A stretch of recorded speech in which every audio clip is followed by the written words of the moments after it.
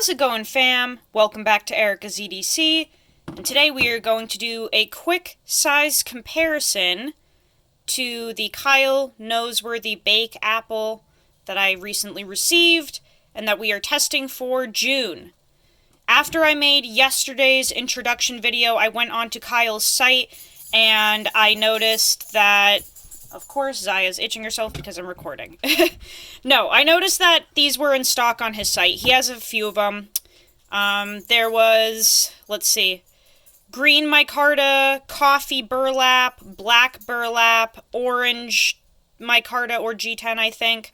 But enough of them on there that if you wanted to pick one up, you could. So I figured I would make a video showing a size comparison just to give you guys a little more information on the knife. And if you want to just, pick one up right away, you can. They come with a leather sheath like this. Handmade, hand-stitched, all that good jazz. But yeah, let's bring out some pretty common knives and just show you guys the size of this thing, because it might be worth picking up, especially since they're in stock. So here we have a Case Sodbuster Jr. for all of my traditional knife lovers. So the Bake Apple is even shorter than a Sodbuster Jr. So that really puts into perspective how tiny this knife is. Okay? Close this up. Old coffin slip from EDC Leatherworks. Thank you, Randy. You are the man. We have a Chris Reeve Small Sebenza 31 here. A lot of people, again, have these, know of them. The Small Sebenza absolutely dwarfs the Bake Apple. That's pretty crazy because the Small Sebenza is a small knife in general. But lengthwise, the Sebenza has 3/4 of an inch, I'd say. So, I think you guys are starting to see just how small this knife really is. It might not look that small in my hands, but it is tiny.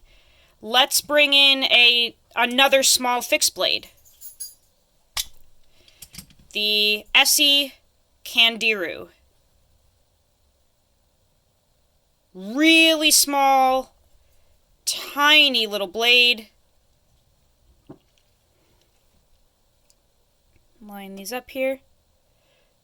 So the Bake Apple is longer by, let's see. Maybe, again, 3/4 of an inch. This thing is absolutely tiny. Like, this is just a little nugget knife. So they're both very small, but the Bake Apple takes that one for a win. And we have a Benchmade Bug Out.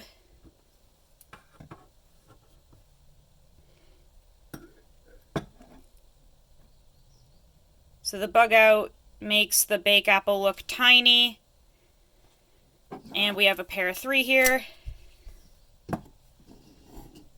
Again, makes the Bake Apple look tiny. So this really is a pocketable, very small but very capable EDC fixed blade knife. I think it has a ton of potential to be a main blade. It's very comfortable. This is just an incredible little knife so far. I have been using the shit out of this thing. I've been using this so much the past 2 days for everything, and it is killing it so far. So those are just some size comparisons. Like I said, if you want to go pick one of these up, they are on his website. He has numerous handle materials available. They sell out pretty quick. One of those on there is Scandi Ground, which is really cool. So if you want to use this for like an outdoors knife or a woodworking knife, there is one that he made that has a Scandi edge, which is freaking awesome. The rest of them, I believe, are Saber Ground. They're all in 01 tool steel. And I just said that really weird. Tool steel. They're all in that, that tool steel that sends you to Teener Town. Patina, patina, patina. Yeah, there are a few options on his site, so feel free to go pick one up. If you want to wait until my review is done on this, I totally get that. But I'm just throwing it out there that you can pick one up now, and the reason I'm saying that before I even do the review is because, at least with folding knives, guys, or, I'm sorry, at least with fixed blade knives, there's not much to them, right? So, like, obviously I'm going to test this for the whole month and do a review, but, like, there are no moving parts or anything, so if something is very well made like this, where you can literally see that it's flawless and there are no quality issues or anything, realistically speaking, what we're doing in this month is kind of just testing edge retention, right? We're testing how this O1 tool steel holds an edge, sharpens, and how long the edge lasts, because there isn't really much else to test on it. Like, I mean, I guess we can test the durability of these scales and such, but they're absolutely, gorgeous. It's all pinned together and glued. Like, I guess there's just not much that can go wrong with something like this, as opposed to a folder where I genuinely do like to test these for a month before even talking about picking one up, because there is a lot that could go wrong with a folding knife, right? We have a lock that could give out at some point. It could fail. It could break. We have all these tiny little screws that could strip. They could get stuck in there. You may have to send it off to warranty to get things fixed, because if you take it apart yourself, you could void the warranty depending on the manufacturer.